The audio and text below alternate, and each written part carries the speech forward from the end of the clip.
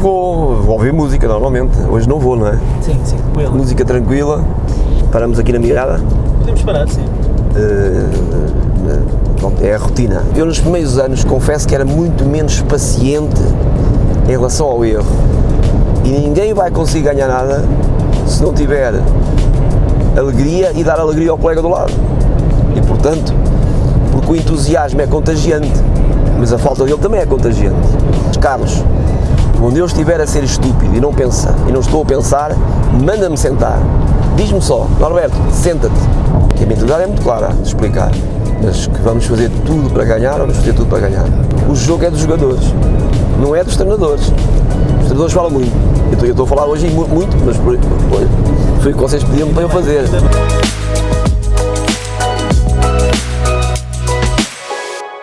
Estamos a começar agora uma viagem de cerca de 100 km, talvez um bocadinho menos, que é algo que faz e que continua a fazer todos os dias nos últimos anos. Sim, 6 vezes por semana normalmente, 5 vezes para treinar e o dia do jogo, não é?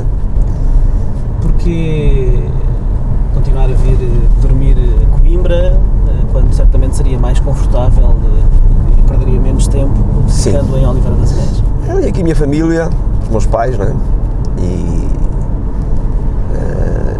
meus sobrinhos, meu cunhado, está cá a minha esposa aqui, que dá aqui aulas em Coimbra. E apesar de ser algum sacrifício, não é? Mas apesar de tudo, depois de estar 3 anos fora do país, quando estive em Angola, voltar a casa e ter aqui os meus amigos é algo que me deixa confortável. Mas pronto, realmente é uma rotina relativamente pesada. Há pessoas, eu sou professor, não é? Agora só estou a treinar, mas há colegas meus de profissão que infelizmente têm que fazer isto muitos anos, não é? Com o tempo, todos os dias, já faz esta viagem quase em piloto automático, não é? Quase. Confesso que tem uma coisa interessante isto. Quando viajamos, pensamos, não é? E para lá e para cá é muito a pensar em basquete, não haja dúvida que pronto, ajuda-nos um pouco a refletir o que foi o treino. Pensa no treino que vai dar, está a pensar no que já passou, quais são as rotinas que normalmente tem? Muitas vezes eu acho que treinar é um processo criativo, não é? E é um processo em que a gente tenta ajustar sempre o que fazemos aos jogadores que temos. E como é que os ajudamos? Treinar é ajudar os jogadores. Nós pensamos muitas vezes que treinar é uma coisa, mas objetivamente o treinador, a função dele é ajudar os jogadores e portanto tentar que o que lhes damos é para os ajudar em termos táticos, em termos técnicos, não é? E é muito à base disso, o que é que eu posso fazer para ajudar este, para ajudar aquele, tentar percebê-lo como pessoa. E aproveitar as viagens também para pensar um bocadinho nisso? Sim, sem dúvida. Porque nós, quem pensa que só treina basquete, não vai conseguir ter equipas que ganham. Porque basicamente construímos mentalidades vencedoras, não é? E isso é o mais importante, tentar percebê-los, porque é que estão a passar por dificuldades. Agora temos, como sabe, muitos jogadores novos, não é? Porque é que este que estávamos à espera disto ou daquilo, ou mais, normalmente mais, porque é que não está a conseguir fazer? Onde é que é a limitação dele? Onde é que está a ser a limitação minha e do enquadramento? Pensa muito nos estímulos que tem que dar para obter as reações que quer dos jogadores. Sim. E isso passa muito também por falar com eles, claro, perceber de onde é que vêm aquelas frustrações. Entrar na cabeça deles. Pode parecer um chavão, mas é verdade. Perceber se aquilo que estamos a fazer com eles corresponde de facto àquilo que eles necessitam, que é uma coisa diferente. Às vezes pensamos da nossa parte que é assim, não é? E não está a ser bom. Não está a ser bom e portanto temos que ajustar. Até ao dia em que a gente perceba, não, este tem aquilo que eu chamo o DNA de um campeão, não é? Que às vezes ele próprio não sabe, não é? Precisava que lhe mostre. Sim, porque quando contratamos jogadores que já foram campeões em vários sítios, eles sabem o que é ser campeão. Mas esses jogadores custam muito dinheiro, não é? E portanto... O seu trabalho é mostrar-lhes o que é ser campeão, ou a mentalidade necessária para ser campeão. Exatamente, e nos momentos que é preciso superarem-se completamente, focarem-se no mais importante e fundamentalmente saber reagir a momentos menos bons. Durante o jogo nunca corre bem, não há nenhum jogo que corra sempre tudo bem, e eu penso que os grandes jogadores e as grandes equipas são aquelas que nesses momentos sabem reagir. Acha que é nos momentos da adversidade que se vê o caráter dos campeões? Não tenho dúvidas nenhumas, porque toda a gente consegue, num jogo em que tudo está a entrar, né, toda a gente consegue jogar bem. Agora lidar com a frustração, com a falta de confiança, né, a bola pesa muito quando não estamos com confiança, né? Quem jogou, quem treinou, quem viu muitas situações percebe isso, e percebe os jogadores, por exemplo, que chegam e que têm que se ajustar e que têm que lidar com as expectativas que toda a gente tem em relação a eles. Demora tempo, não é? A reação das pessoas quando, por exemplo, vêm jogadores novos que não fazem um bom jogo é: para que é que está aqui este a fazer, não é? E isso é que nós temos que ser diferentes de, digamos assim, da pessoa, do adepto normal, que vai à bancada, não é?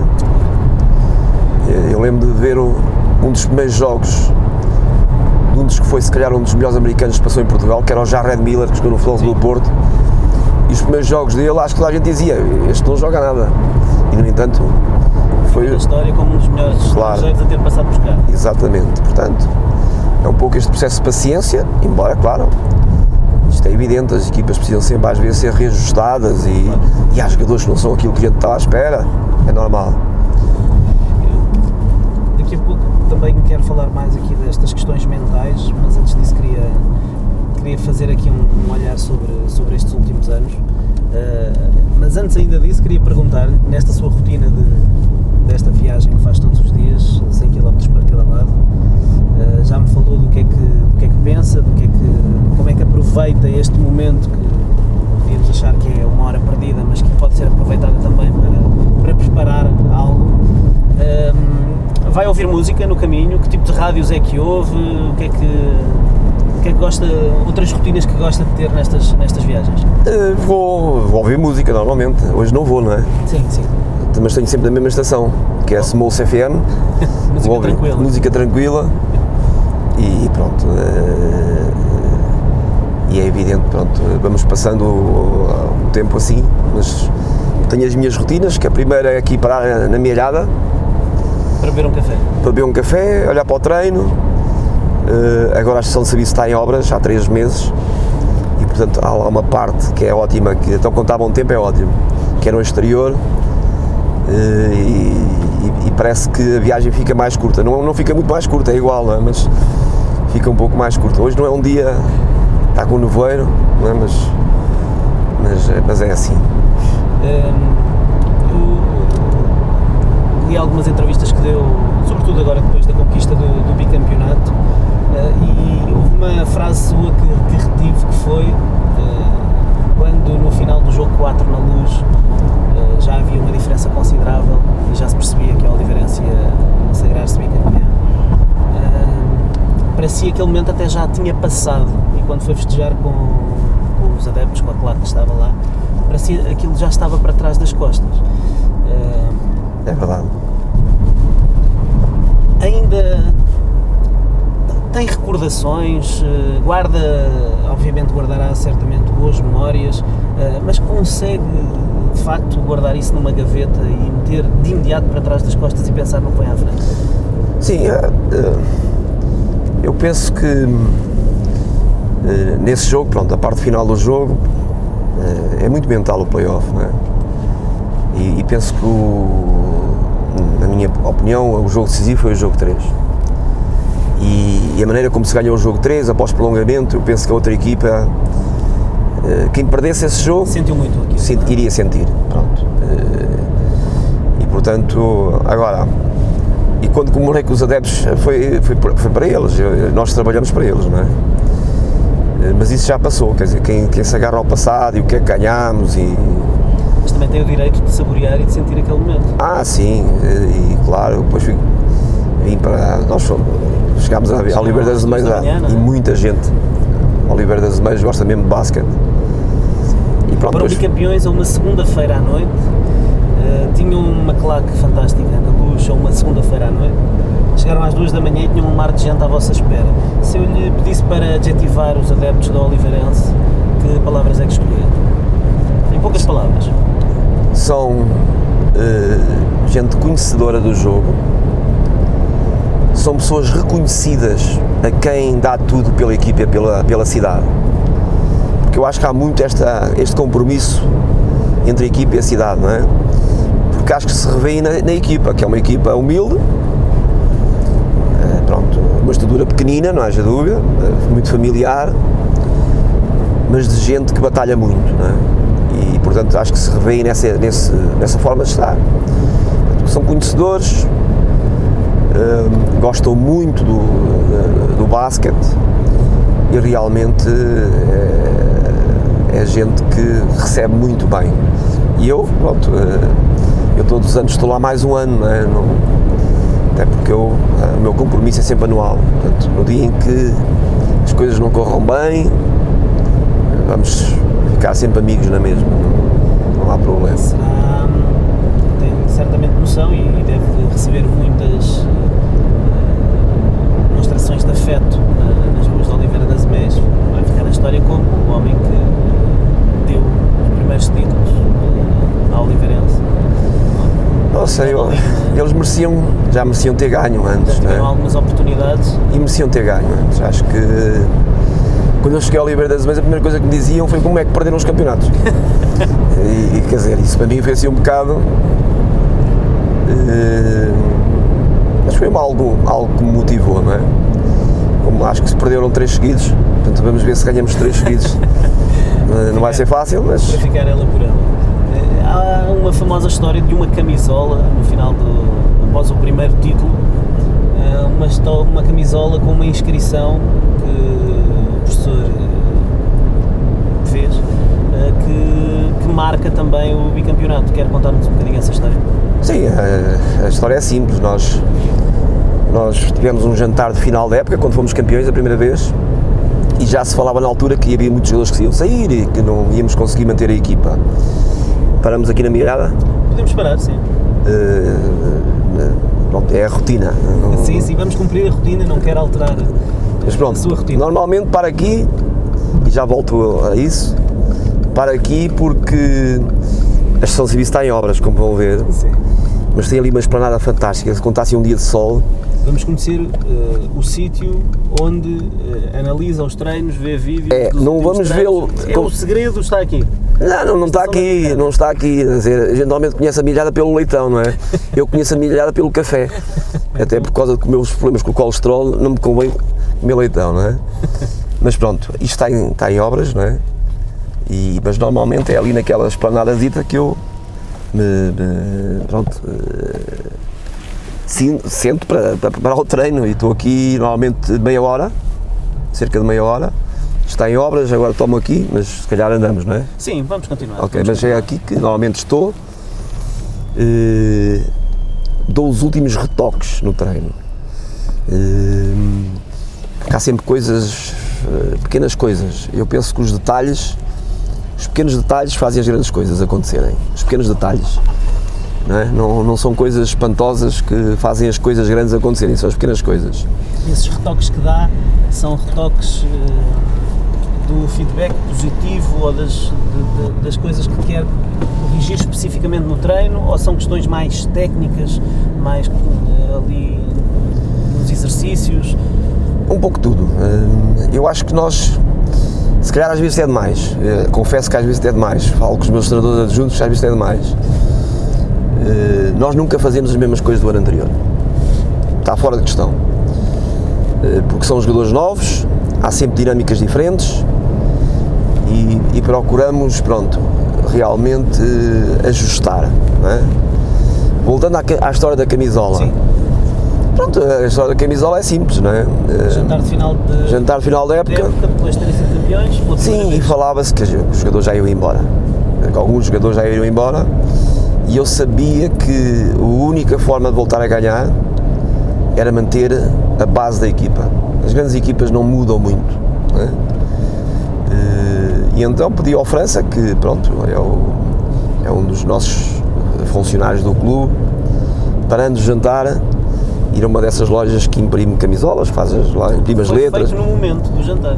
Foi feito antes do jantar. Lembrou-se naquela altura? Pensou naquela altura? 2 dias antes. E disse ao França, vais fazer uma camisola a dizer bicampeões 2018-2019, portanto um ano antes. E levas a camisola para o jantar. Pronto, estávamos lá no jantar, também com patrocinadores e não sei o quê. E eu disse, toda a gente assinou as camisolas de campeão, mas eu não tive direito à minha. E então quero-me antecipar um ano antes e trago aqui uma camisola. Uma camisola branca, oliveirense, bicampeões e tal, já com a minha assinatura. Quando mostrou, quando abriu Só a camisola... que eles pensaram que era a camisola dessa época, não é? Pensavam, o coach quer que a gente também... Bicampeões, aí ficou tudo olhar uns para os outros, não é? Teve impacto nos jogadores? Senti que teve impacto. E sentiu que o facto de eles assinarem a camisola era quase um compromisso? Era um compromisso assinado com a equipa. E era o que você queria? E era o que eu queria. O que eu queria era... Sabíamos que podíamos perder alguns, perdemos 3 muito importantes. O João Abreu porque deixou de jogar, o Quintrell Thomas porque teve um convite de Israel e nós não conseguimos minimamente competir com isso. E o Arnett, pronto, à última, pronto, pensávamos que ficava, mas depois ele decidiu sair e eu respeito isso perfeitamente. E o Arnett sabe que está no meu coração para o resto da vida, não é? Deu muito por mim. E perdemos. Essa foi certamente a equipa mais forte que nós tivemos estes 2 anos. Em que sentido? Era a que tinha melhores jogadores em termos de... ano passado a equipa individualmente era pior que essa. Era a força do coletivo que vinha do ano anterior. Foi o que eu quis manter. Um ano de união, de tais intangíveis, as tais ligações entre os jogadores, não é? Foi o que eu quis fazer quando disse para assinar a camisola, ficar com o núcleo duro. E pronto. E este ano já preparou alguma coisa a dizer tricampeões? Por acaso preparei. Fizemos o tal jantar e já se sabia, na altura, que vários jogadores iam embora. E eles estavam lá e nós sabíamos que eles iam embora. Aí já não havia dúvidas que eles iam embora. E eu fiz lá outra camisola a dizer tricampeões. Mas fundamentalmente foi para dizer o quê? Aos que iam embora, que lhes agradecíamos muito o que fizeram, mas para os que ficavam, que não ficassem com sentimento, que ainda sentimos um pouco, não haja dúvida, temos que ser sinceros, de alguma perda, não é?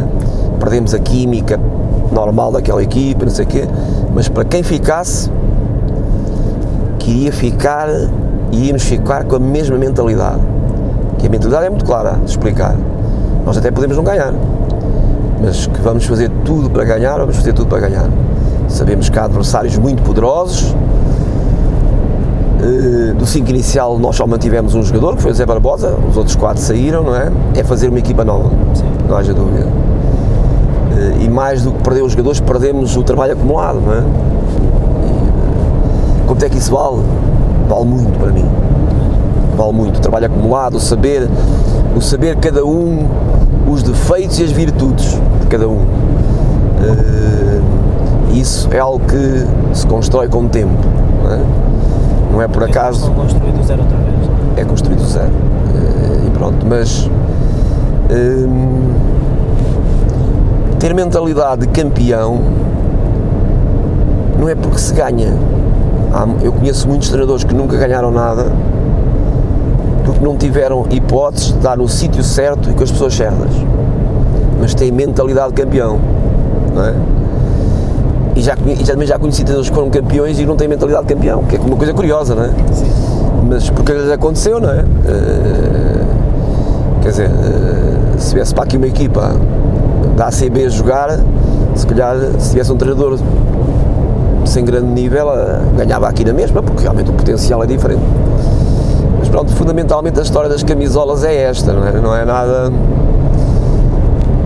É para eles perceberem que o meu compromisso com eles é mesmo grande, é um compromisso de assinatura, sim, de coisas concretas, não é? E é isso que eu quero deles. conseguindo vencer ou não, porque possivelmente a equipa mais incrível que eu treinei, que não ganhou, foi a Académica de Coimbra. Foi jogadores que nunca ganhámos, fomos a finais e perdemos na altura, fomos vice-campeões em 2013, mas realmente com o potencial que tínhamos, aqueles jogadores fizeram épocas que eu tenho que considerar completamente memoráveis, não é?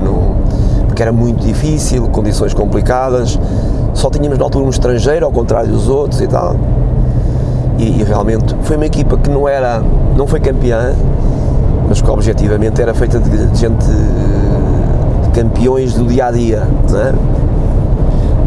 Já falámos muito da questão mental e o professor nos conta que o fator mental é a base de tudo.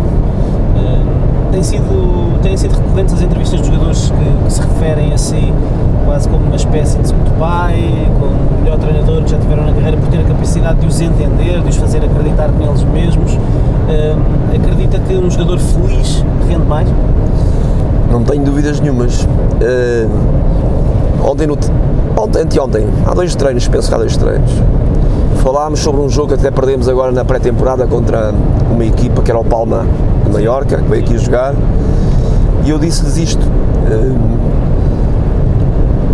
No fundo, nós podemos ser profissionais nisto, mas no fundo, o que está na base de tudo é o entusiasmo pelo jogo. No fundo tem que ser o entusiasmo pelo jogo. E ninguém vai conseguir ganhar nada se não tiver alegria e dar alegria ao colega do lado. E portanto, porque o entusiasmo é contagiante, mas a falta dele também é contagiante. E portanto o que eu lhes disse foi assim, eu não quero saber muito de quem é que marca 20 pontos, ou 10 pontos, ou 5 pontos.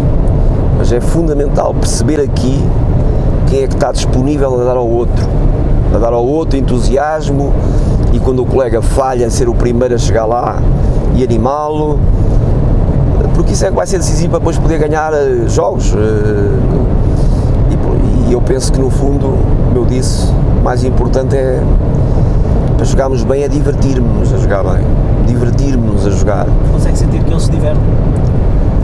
Esta equipa... Em que momentos é que eles se divertem? Em que momentos do jogo? Quando as coisas saem exatamente como planeado, naqueles momentos do jogo em que saem como planeado? E às vezes quando saem sem ser planeado. É que é uma coisa curiosa. É que nós pensamos, os treinadores, então quando somos muito novos, quando somos treinadores a começar, que nós conseguimos dominar as coisas do jogo. Isso é um erro tremendo. O jogo é dos jogadores, não é dos treinadores. O jogo é dos jogadores. E nós treinamos todos os dias para eles serem cada vez mais autónomos, tomarem eles decisões, saberem viver com elas dentro de campo, para cada vez precisarem menos de nós, que é uma coisa curiosa. Nós treinamos para no final da época eles precisarem pouco de nós, não é? Portanto, aqueles treinadores que às vezes pensam, isto é a minha opinião, não é? Cada um vive com o que quer viver. Aqueles treinadores que pensam que têm tipo um joystick a comandar os jogadores, para mim estão completamente errados, para mim, não é? Ou como aqueles treinadores que ao fim de 2 anos de treinar dizem assim, na minha filosofia, eu peço desculpa, mas um treinador com 2, 3, 4 anos de treino ainda não tem filosofia nenhuma. Vai vendo outras coisas de outros treinadores, trabalha, mas ainda não tem uma filosofia, porque não tem a experiência necessária e a sabedoria necessária para ter realmente a tal filosofia do treinador. Não tem. E agora, com a experiência que tem acumulada, olha para trás, para o Norberto, treinador de primeiros anos no feminino, e o que é que recorda dessa altura? Como é que era o treinador Norberto Alves nesse início? E mais do que isso, o que é que a passagem pelo feminino, e se calhar também a passagem por Angola, ajudou no seu crescimento como treinador nesse aspecto do capítulo do treino mental? Eu era muito diferente, é normal, nós vamos evoluindo. Eu, quinta-feira, dei um clínico aqui em Coimbra, e nesse clínico tiveram 2 ex-minhas jogadoras que foram campeãs nacionais comigo, curiosamente mais velhas do que eu, que era a Cristina Ferreira e a Cristina Viegas, e depois fomos jantar, não é? Uma coisa muito interessante é, passado muitos anos, nós conseguimos estarmos com ex-jogadores ou ex-jogadoras, neste caso, e gostarmos de estar uns com os outros. E eu, na altura, era muito pouco condescendente relativamente ao erro, quando o erro é a base do nosso trabalho, ou seja, nós treinamos para melhorar os erros. Portanto, os erros, se não existissem, nós não éramos precisos. E, portanto, eu nos primeiros anos confesso que era muito menos paciente em relação ao erro. Dos seus atletas, dos meus jogadores e das minhas jogadoras. Eu penso que passar pelas dificuldades, às vezes, eu já treinei todas as divisões, não é? Já treinei a última divisão, a segunda divisão, a Liga, já treinei a Liga Feminina, portanto, eu não fui um jogador muito bom e, portanto, tive que fazer um percurso de um desconhecido, não é? Já treinei clubes que ninguém conhece, não é? Mas essas dificuldades só nos ajudam. Nós não crescemos com as facilidades, crescemos com as dificuldades e crescemos conhecendo diferentes pessoas, diferentes culturas, e muitas vezes não aprendemos apenas com os grandes jogadores e com os bons, aprendemos com aqueles que, não sendo os melhores da equipa, têm uma palavra com o treinador que ajuda a situá-lo no contexto da equipa. Eu tenho aqui 2 jogadores na Oliveirense que nem jogam muito tempo, são os únicos 2 jogadores que nem são profissionais, que é o Rui França e o Renato Azevedo, que são trabalhadores, que têm o seu emprego, conseguem, junto do seu emprego, ir conciliando, mas que me dão muitas coisas que não têm nada a ver com os minutos que eles jogam, que muitas vezes nem jogam, não é? Que é o exemplo de quem, não conseguindo aquilo que para que todos treinam, que é jogar, todos querem jogar, muitas vezes não jogando, dão um exemplo aos outros de que a equipa está acima de tudo. A equipa é a entidade máxima e, portanto, aprendemos com eles, aprendemos com diferentes culturas, aprendemos com vencedores.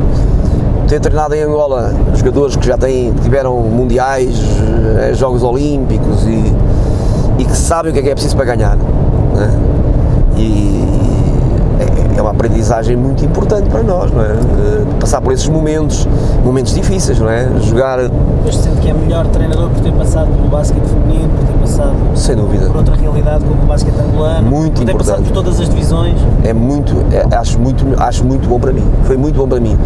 O basquete feminino é uma grande escola tática do jogo, não é? Porque o jogo no feminino não pode ser um jogo de isolamentos, ou seja, bola naquele... As diferenças físicas entre as claro, jogadores, não é? Tem que ser um jogo mais coletivo, digamos assim, e eu penso que isso, no fundo, é aquilo que as minhas equipas são, acho eu, pelo menos é o que eu tento que elas sejam. Neste momento, confesso que esta equipa, quando eu treinar, ainda não é isso, ainda tem muito tempo pela frente para ser coletiva, solidária, não é? Mas eu penso que teve a ver com a passagem pelo feminino, não é? E pronto, e por outras divisões. Não há treinadores de basquetebol feminino ou masculino, há treinadores bons e maus, não é? Portanto, mas experiências são sempre bem-vindas, não é? Aqueles treinadores que às vezes dizem: no meu clube não tenho isto, não tenho aquilo, e eu às vezes digo isto na brincadeira, mas muito sério: aproveita também o que não tens, porque aproveita o que não tens para tentar conquistar essas coisas também, como é evidente, mas essas coisas que não temos às vezes é que nos permite ser mais criativos, não é? E eu penso que um bom treinador, hoje em dia, com a quantidade de informação que há, se calhar informação a mais, não é? O que separa os treinadores não tem a ver com a informação, todos têm a mesma informação, todos sabem mais ou menos as mesmas coisas. Separa as questões da liderança, não tenho dúvidas nenhumas sobre isso, não vou atender, é um amigo que eu falo quase diariamente nestas viagens. Se quiser atender, pode atender. Não há problema. Se ele estiver à espera desta chamada, não quero que... Não. Pronto, falo muito com estas questões de ir aprender com as dificuldades e ser criativo. Como eu estava a dizer, ser bom treinador, para mim, tem a ver com as questões da liderança, com a capacidade de comunicação dos treinadores. Os treinadores falam muito. Eu estou a falar hoje muito, mas foi o que vocês pediram para eu fazer. Ainda bem. Mas os treinadores têm que escutar muito. Têm que escutar muito e têm que estar muito atentos. Até porque os jogadores, quando estão a treinar, estão sempre a olhar para o treinador. Podem não estar a olhar diretamente, mas estão sempre a perceber o que é que o treinador está a fazer, a olhar, qual é a sua linguagem corporal relativamente ao erro, e portanto os treinadores têm que estar atentos. E é isto que separa para mim, o que separa os grandes treinadores dos outros não é a informação que têm. Todos têm a mesma informação, todos vão a clínicos, está tudo no YouTube, não é? Sim. Toda a gente pode ver os jogos do Real Madrid, da NBA, de tudo. Toda a gente pode copiar o que quiser copiar, mas fundamentalmente quem passa por muitas experiências tem a capacidade de criar coisas novas para aqueles jogadores. Porque isto não é como treinar, não é como ir comprar roupa à Zara, que dá para qualquer coisa. Chego lá, não. Um treinador é quase como um alfaiate à antiga, não é? Que olha para o jogador que tem, com as suas dificuldades e tenta dar-lhe, construir-lhe o fato ideal para ele poder gostar de jogar o basquete, não é? E ao mesmo tempo também é tipo um oftalmologista, porque no início da época, estes jogadores que vieram agora, dois que nunca jogaram na Europa, olham para o basquete de maneira completamente diferente de nós, não é? Estamos a ver a mesma coisa, está a acontecer aquilo, mas estamos a ver coisas diferentes. Um acha que devíamos fazer assim, outro acha que devíamos fazer de outra maneira, e o que é que nós vamos fazendo ao treinar? É fazê-los experimentar coisas diferentes, para quando chegarmos aos grandes momentos em que as coisas se ganham, todos ao mesmo tempo conseguirmos ver da mesma maneira. Ou seja, no fundo é como um maestro de uma orquestra, não é? Ter toda a gente a tocar ao mesmo tempo a mesma música. Sim, ir ajustando, eu costumo dizer, ir ajustando os óculos, não é? Todos temos dioptrias diferentes, a ver, olhar aquilo, não é? Ir ajustando, para depois todos concordarmos e estarmos na mesma página, não é? Falou há pouco da linguagem corporal dos treinadores e de como os jogadores estão sempre atentos a tudo. Portanto, cada vez mais os treinadores têm que ter também esse cuidado e essa atenção de que tudo o que fazem é escrutinado pelos seus jogadores. Não só em treino, mas também em jogo. O Norberto não é um treinador muito efusivo e há treinadores que usam também esse argumento de mostrar alguma efusividade quando há um momento no jogo, uma fundança, um abafo, qualquer uma violação de 24 segundos provocada à equipa adversária. O Norberto, por norma, não é muito efusivo em jogo. Mas pergunto, por dentro, certamente há de haver momentos do jogo que lhe dão muito gozo e que lhe dão picos de adrenalina. Sim. Que momentos são esses? Normalmente tem a ver com os momentos de defesa. Defesa, em que a equipa conquista a bola, em que a equipa luta junta, vê os jogadores ir para o chão ao mesmo tempo. Mas ao contrário do que parece, eu até digo ao meu treinador adjunto, que é um treinador muito experiente, o Carlos Pinto, que é um head coach, que nesta altura é treinador adjunto, mas é um head coach para mim. E falamos muito porque temos muita experiência aos dois, e digo muitas vezes: Carlos, quando eu estiver a ser estúpido e não estou a pensar, manda-me sentar. Diz-me só: Norberto, senta-te. E ele sabe isto. E portanto, ele não precisa me dar grandes explicações, isto está combinado. Ele só me toca e diz assim: senta-te um pouco e pensa. Porque até isto se treina, sentarmos, descontrairmos, falarmos um pouco com os adjuntos e voltarmos a atuar. Tem a ver com a experiência, porque quem está em pé sempre aos berros perde capacidade de leitura do jogo. Completamente. Na minha opinião, cada um, eu penso que os treinadores fundamentalmente têm que ser genuínos, não têm que imitar ninguém, têm que ser genuínos. Mas eu penso que um treinador que está sempre aos berros em defesa, ou está, o que for, perde capacidade de pensar e decidir. E o problema no basquete é um jogo tremendo, porque uma má decisão ou uma decisão tardia pode significar perder um jogo, não é? E portanto, conseguirmos estar emocionalmente controlados, não é fácil, nem sempre o consigo. Tento que me ajudem, os meus colaboradores que me ajudem. Por isso é que eu, como treinadores adjuntos, quero sempre gente que esteja à vontade comigo para não concordar comigo. Sim. É importante também opiniões diferentes, porque completamente, isso faz crescer, não é? Exatamente, completamente. E ouvi-los, e é evidente que no fim a tomada da decisão é minha, não é? Mas quantas vezes são decisões que foram sugeridas pelos seus adjuntos? Ou pelos jogadores.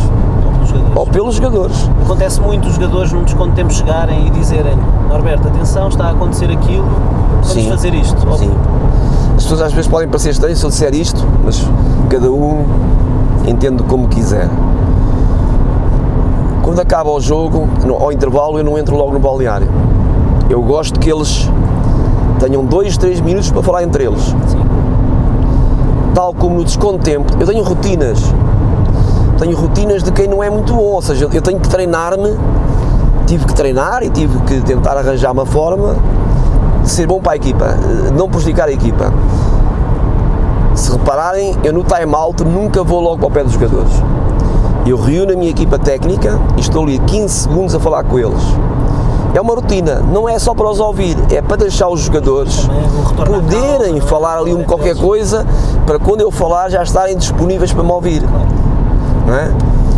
E eu não tenho problemas, e os jogadores sabem disto, de ao intervalo, agarrar na prancheta, estão-me a dar sugestões e eu digo: ok, José Barbosa, vem aqui, escreve aqui tu, diz tu. É evidente que isto tem que se criar, não é de um dia para o outro que isto se constrói, esta confiança, esta forma de estar, mas constrói-se. Agora, não estou a dizer que isto é a melhor maneira, esta é a minha maneira, não quero que ninguém pense que tem que ser assim, nem quero... E também funciona com o contexto que tem, com os jogadores que tem, exatamente, não funcionará com outros jogadores. Exatamente, exatamente. Depende das equipas, depende dos jogadores que têm mais egos, não têm menos egos. Há jogadores que nós temos que ser mais claramente diretivos e é assim e pronto. E há outros que precisam é de carinho, não é? Eles são todos diferentes. Não é fácil depois, para si enquanto treinador e que tem um foco tão grande nessas questões mentais, ajustar também os estímulos, porque estamos perante 12 egos e 12 jogadores com características mentais diferentes. Completamente. E precisam de estímulos diferentes. Completamente. Há jogadores, por exemplo, agora, nesta pré-temporada, uns estão com mais dificuldades que outros. Uma coisa é aqueles jogadores que a gente sabe que têm capacidades e que, por exemplo, temos que atuar ao nível da sua concentração. E que, portanto, ali é exigir concentração. Há outros que estão concentrados, mas que as coisas não estão a correr bem. Esses não precisam que eu lhes diga que não estão a correr bem, eles sabem. Esses precisam, objetivamente, de ouvir coisas positivas. Porque na bancada estão a ouvir que está a falhar, tudo isso, não é?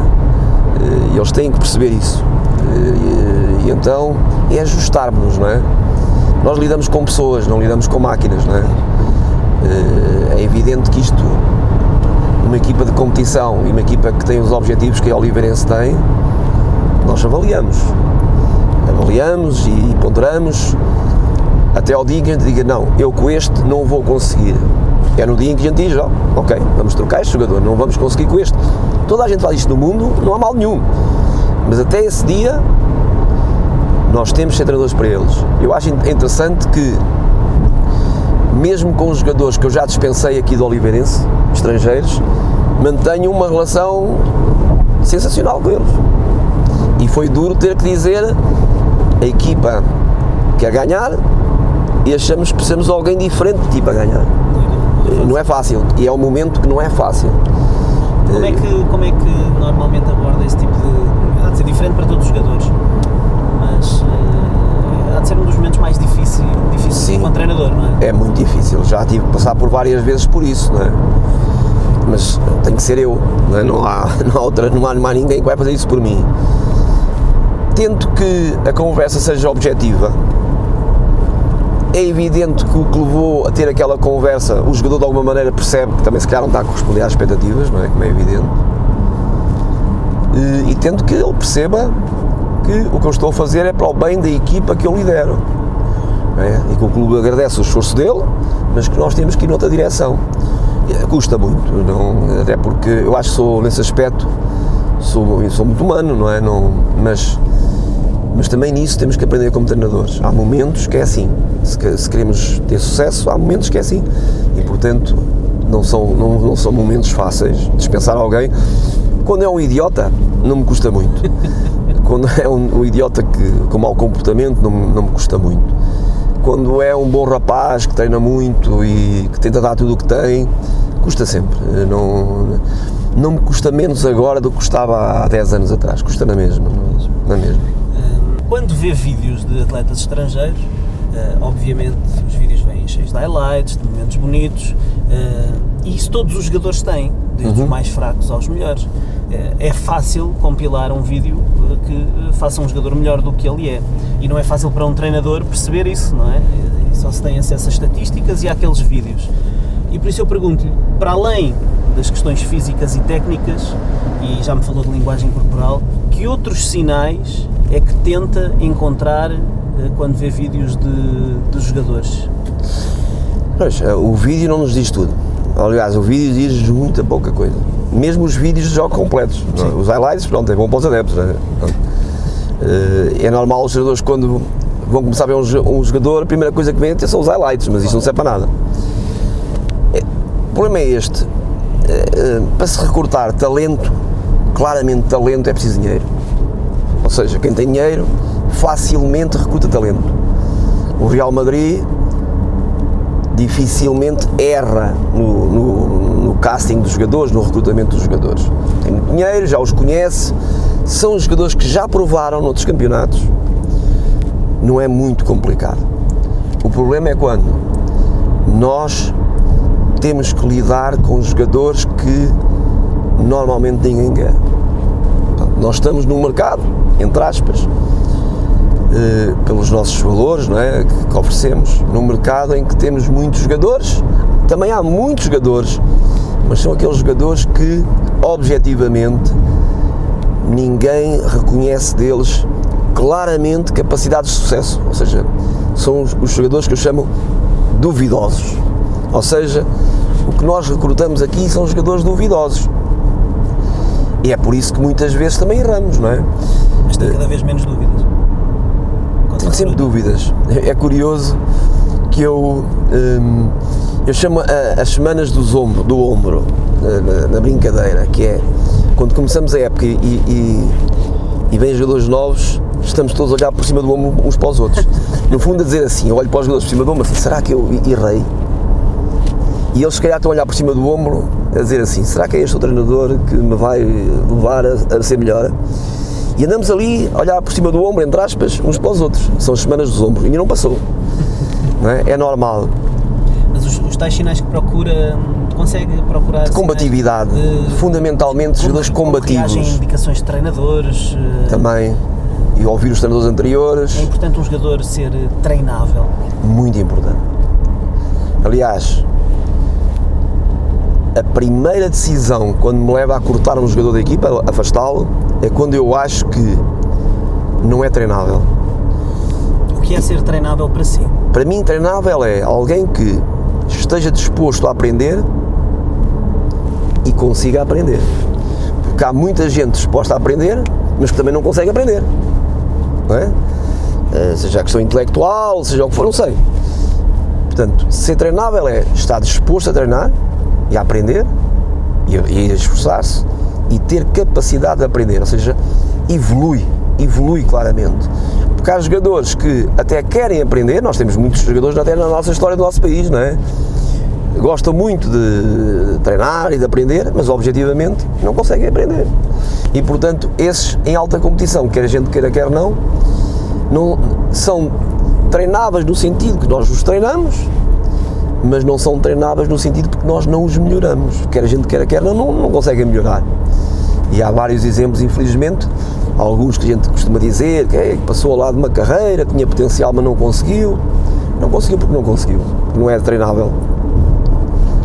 Para além dos 3 candidatos que já existiam nos últimos anos, junta-se agora o Sporting. Considera o Sporting também candidato ao título?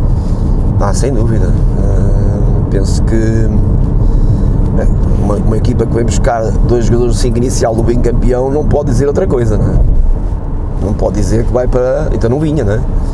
Porque objetivamente quando se vai buscar 2 jogadores do 5 inicial do bicampeão é um passo a dizer que quer ser campeão.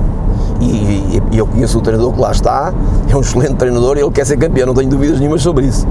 Coloca as 4 equipas na mesma linha? Não coloco. Eu tenho que ser... Se fosse uma grelha de partida, onde é que colocaria estes 4 equipas? Olhando para o potencial dos plantéis, penso que o Benfica está acima dos outros. Vejo o Porto muito bem, dos jogos que a gente já até analisou para preparar agora a Supertaça. Vejo o Porto muito bem e acho que o Sporting, pelo menos 2 jogadores que eu conheço bem, que é o Travante Williams e o James Ellis, são 2 competidores impressionantes e portanto o Sporting vai estar nesta batalha. Nós vamos ver o que vamos ser, com toda a sinceridade, vamos ver. Ainda não sei, é muito cedo. Eu costumo dizer que o trabalho se revela em maio, não é?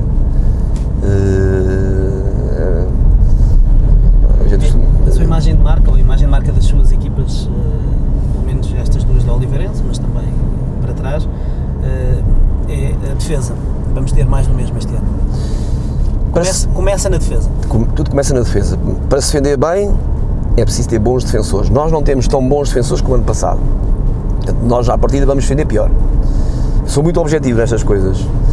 Agora, o que eu digo é, temos que passar mais tempo a trabalhar isso e, fundamentalmente, a motivá-los para isso. Porque, para defender bem, é preciso querer defender. Em primeiro lugar, querer defender. Querer sacrificar pelo colega do lado. Depois, claro, é ter capacidade física para o fazer, não é? Um jogador atlético, rápido, com bom deslocamento lateral, consegue defender. Só se não quiser, não é? Há uns que não conseguem, estão muito concentrados nos pontos que marcam e não conseguem. Mas pronto, eu não tenho dúvidas que as equipas que normalmente ganham campeonatos são as equipas que defendem, porque o ataque é muito menos consistente que a defesa. Há dias que a bola não entra e fundamentalmente penso que é a defesa que comanda o ritmo do jogo, não é o ataque. É através da defesa que conseguimos imprimir ritmos diferentes, problemas diferentes. Eu costumo dizer que o limite da nossa defesa é as emoções da outra equipa. Ou seja, quando eu sinto que estamos a invadir as emoções da outra equipa, eu sinto que estamos a defender. Ou seja, quando eu vejo os outros jogadores perturbados, da outra equipa perturbados, desconfortáveis... É a zona de conforto, não é? Exatamente, ou seja... Eu digo a ganhar a batalha. Exatamente, eu digo muito a eles, ainda não estamos nas emoções deles.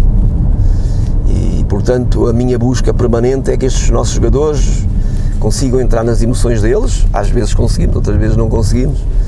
Mas temos um longo caminho para percorrer este ano. Vai ser um ano mais difícil, é normal, pronto, tudo novo, não nos conhecemos muito... Mas é um desafio, é sempre um desafio. A Oliveirense tem que se habituar a isto. É um clube muito de transição de jogadores, de passagem de jogadores, porque objetivamente isto é um mercado e é normal e ninguém tem que levar nada a mal. Eu acho perfeitamente normal que os jogadores quando se valorizam saiam daqui, não é? E portanto, e nós temos que começar de novo e pronto, não temos que ficar perturbados com nada disso. A valorização desses jogadores e o facto de ser um clube, como disse, de transição, acaba por ser também um atestado de competência, não só da equipa técnica, mas da estrutura toda, que deu condições para que o jogador saia melhor do que chegou. Sim, o clube é um clube muito familiar, não tem uma estrutura pesada. O Ricardo vai ver agora, somos muito poucas pessoas. É uma cidade que recebe muito bem os jogadores, gosta muito de basquete, apoia os jogadores. Temos muitos episódios de jogadores americanos a irem assistir a jogos de hóquei em patins, envolvidos com agentes. Sim. E no fundo com a cultura da cidade, sim, não é? Sim, Eles, a primeira coisa que eu lhes digo que eles têm que perceber é gostar disto. Não é gostar do basquete aqui. A primeira coisa que eles têm que perceber é eles não vão conseguir jogar bem se não gostarem do sítio onde estão. Por muito pequeno ou grande, seja o que for. Têm que gostar do sítio onde estão, têm que entender as pessoas desse sítio, têm que se misturar com as pessoas desse sítio, têm que ser educados, dizer bom dia, boa tarde no café, na padaria, no restaurante. Têm que dar isso. Eles vêm para aqui para dar mais do que vão receber. Aliás, porque não vão receber tanto assim, portanto, têm que dar isso. E porque o que damos é tudo nos é devolvido. O entusiasmo que eu dou a eles, eles devolvem-me entusiasmo. Se eu sou negativo, eles devolvem-me em serem negativos. É o que eu digo a eles, se são pouco positivos para o colega do lado, vão receber sempre pouco positivo do colega. Portanto, é isto que tentamos construir, isto é muito difícil. Que papel é que têm os portugueses nesse, já temos falado muito dos americanos, mas queria que dedicasse também algumas palavras ao grupo de portugueses que tem ao seu dispor, que este ano foi alargado com a chegada do João Grosso. Sim, os portugueses que estão aqui é gente de grande qualidade humana. E é muito bom quando se lida com boas pessoas. Aliás, se calhar a primeira coisa que temos que fazer quando recrutamos pessoas é saber se é boa pessoa. Quando não são boas pessoas, o meu conselho a toda a gente é que os mandem embora. Às vezes não é fácil perceber, então contamos com pouco tempo, com os jogadores, demora meses. Não percebemos muito, às vezes, como é que é, mas os portugueses são boas pessoas, tentam enquadrá-los. Normalmente os jogadores americanos vêm com expectativas muito elevadas, acham que são muito bons e não sei o quê, e às vezes é os portugueses que fazem esse papel de os receber, de os enquadrar, e isso é muito, muito importante para nós. E portanto tenho aqui realmente um grupo de jogadores portugueses que sabem estar e sabem ensinar os outros a estar. Isso, portanto, alivia muito o meu trabalho, não é? Sendo que são referências para miúdos e a Oliveirense tem uma formação grande, todos eles são referências para os miúdos que passam pelo pavilhão todos os dias? Não tenho dúvidas, não é? Quem vem assistir aos jogos, primeiro, vem ver, não é o que é, portanto é um facto. A Oliveirense é o clube que tem mais gente a ver jogos de basquete, não é? E realmente os jogadores aqui da casa, porque estão aqui há muito tempo, é uma referência para eles. Portanto, um bom conselho aos clubes é tentarem manter, para mim, a minha opinião, claro, tentarem manter uma base de pessoas que toda a gente conhece. Acabámos de chegar, fizemos a viagem, uma última questão, e falámos muito do fator mental, de jogadores felizes renderem mais. A última questão que lhe queria colocar é se hoje o professor Norberto Alves é um treinador feliz. Eu só treino porque sou feliz. Sinceramente, o que me entusiasma mais é o gozo por treinar. Já não são outras questões. Gosto muito de treinar, gosto muito de estar neste clube. Não é? Poderia estar noutros sítios, mas gosto muito de estar aqui. Fui sempre bem recebido aqui, sou bem tratado aqui. E, portanto, quem não é feliz não consegue treinar. É tão simples como isto. Portanto, o meu conselho aos treinadores que não estão felizes é que há tanta coisa divertida para fazer que façam outra coisa, não é mais nada. Professor, podem ver o treino se quiserem. Sim, vou assistir ao treino. Obrigado pela boleia. Obrigado por ter partilhado esta sua rotina de todos os dias. Vamos treinar? Ok.